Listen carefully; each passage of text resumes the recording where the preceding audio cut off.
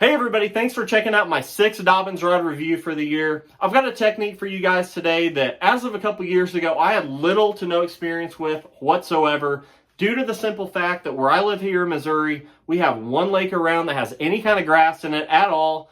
Outside of that, I'm having to drive 4, 5, 6 hours to be able to find a good lake with grass. So needless to say, this technique is something that as of a couple years ago, I had little to no experience with. But in 2024, we had our first tournament of the year on Lake Sam Rayburn. It was a Major League Fishing Invitational. It was in February, and the lake had a ton of grass in it, and the possibility of it being a Bill Lewis rattle trap smackdown was definitely a possibility. So fortunately for me, I've got a very, very dear friend that was gracious enough, even though he was fishing the tournament, to allow me to ride down there with him before the cutoff, and he gave me an absolute masterclass in throwing a rattle trap in grass fishing situations. We even got to stay with probably the best rattle trap fisherman of all time. Out of respect for him, I'm not going to cause a big debate here on this video and tell you who it is, but I do want to give credit where credit's due to those two guys, because before I went down there, I had definitely the wrong idea of how to throw this bait, and the tackle needed to be effective with it. So, like I said, got the absolute masterclass rundown on that pre-practice trip, and I learned a lot about the tackle needed to be effective in throwing a rattle trap in a grass fishing situation. Totally different than throwing a rattle trap here in the Ozarks. I showed up to pre-practice with all my crankbait rods that I would throw a wiggle wart on, even a deep crankbait, and that medium action parabolic bend was just not enough to be effective in that grass. So the rod that I've been using the last year is a Champion XP 765 CB. I actually ordered this rod to throw a deep crankbait on here in the Ozarks, and in my opinion, it's just a little too stiff to be able to be effective with, in my opinion, for my liking. I'm sure someone loves throwing a deep crankbait on the 765 CB, but I feel like this Champion XP 765 CB is the perfect rattle trap rod for a couple different reasons. And like I said, I learned all of this from a couple buddies, so hats off to them. I'm giving credit where credit's due. But the first thing I like about this rod is the fact that it's a medium heavy, moderate fast. So got a lot of good backbone. This Champion XP blank is very, very sensitive.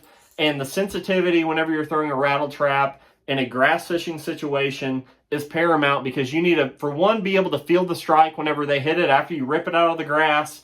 And there's a lot of slack in the line. You need to be able to detect the strike quick and be able to get a hook in the fish. The second thing is getting a good hook set. A lot of times the fish slap at the bait, they get it on the outside of the head, and if you have a rod that's too limber, you never drive the hook home. So with that medium heavy, moderate fast, you're able to feel the bait, feel it whenever it gets any kind of grass on it. You can clear the bait off. Got a lot of good backbone to it.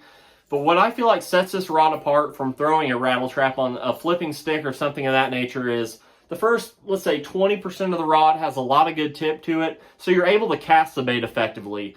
If you throw a rod that's a straight up broom handle, doesn't have any tip at all, whenever you go to load the bait up and throw it, it goes left or right or wherever. It's hard to control it. This rod still loads up a little bit where you're able to cast it effectively and be accurate somewhat. And like I said, has enough backbone to be able to fish it effectively around the grass. So the other thing I really, really like about this rod is the fact that, for one, it has a cork handle, but it's also a somewhat shorter handle than what you would think would come on a standard 7.6. So whenever you're ripping that trap out of the grass, that long handle isn't going to get stuck in your hoodie pocket, your clothes, anything of that nature. And you're going to be able to fish the bait effectively all day without being fatigued by a big, long, super long handle. But other than that, I feel like this is an absolute perfect rattle trap rod. I hope we cause a big debate here on this video. I know everyone's got their opinion on a rattle trap rod. Like I said, in the Ozarks, we don't have a lot of grass. You can totally get away with throwing a rattle trap on a very parabolic action. Medium action rod, that's great for around here, but like I said, whenever I went down there with my buddy Scotty, it was a huge learning experience for me, and I learned that a big mistake in throwing a rattle trap in a grass fishing situation is using too limber of a rod. And between those two dudes, I learned that the 765 is a great, great rod for grass fishing with a rattle trap. So the last 6 months or a year, I've been throwing it on the Champion XP 765 CB. So if you're in the market for a great rattle trap rod for grass fishing situations, it's definitely worth going over to dobynsrods.com and checking it out. So if you guys like this video, drop me a like, subscribe, comment. Let me know what you guys think you like to throw your rattle traps on. I really appreciate you guys watching. Thank you so much.